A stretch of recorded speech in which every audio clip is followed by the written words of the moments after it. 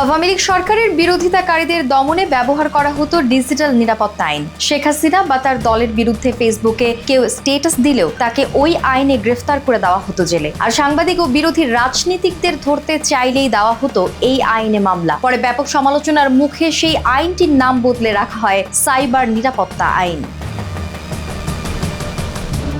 এরপর ছাত্র জনতার আন্দোলনের মুখে শেখ হাসিনার পতনের পর অন্তর্বর্তী সরকার এই আইনটি বাতিলের সিদ্ধান্ত নিয়েছে। গবেষণা প্রতিষ্ঠান সেন্টার ফর গভর্নেন্স স্টাডিজের এক গবেষণায় বলা হয়েছে, এই আইনে 2018 সাল থেকে 2022 সাল পর্যন্ত 5 বছরে 451 জন সাংবাদিকের বিরুদ্ধে মামলা করা হয়। এর মধ্যে 97 জনকে গ্রেফতারও করা হয়। তাদের মধ্যে 255 জন সাংবাদিকের বিরুদ্ধে মামলা হয়েছে তাদের লেখা রিপোর্টের জন্য।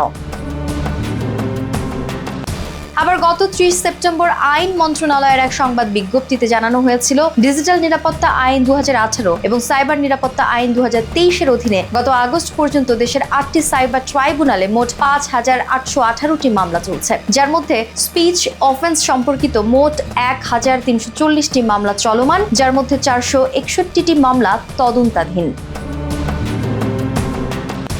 879টি মামলা দেশের 8টি সাইবার ট্রাইব্যুনালে বিচারাধীন। এবার এই সাইবার সিকিউরিটি আইনের অধীনে সারা দেশে যত মামলা রয়েছে সব প্রত্যাহার করা হবে বলে জানিয়েছেন আইন উপদেষ্টা ডক্টর আসিফ নজরুল। 21 জানুয়ারি আইন বিচার ও সংসদ বিষয়ক মন্ত্রণালয় আয়োজিত সংবাদ সম্মেলনে একথা জানান তিনি। বলেন, আগামী 7 দিনের মধ্যে এসব মামলা প্রত্যাহারের উদ্যোগ নেওয়া হবে। একই সঙ্গে সাইবার সিকিউরিটি আইন সংস্কারের উদ্যোগ নেওয়া হয়েছে। তথ্য প্রযুক্তি মন্ত্রণালয় এ নিয়ে কাজ করছে।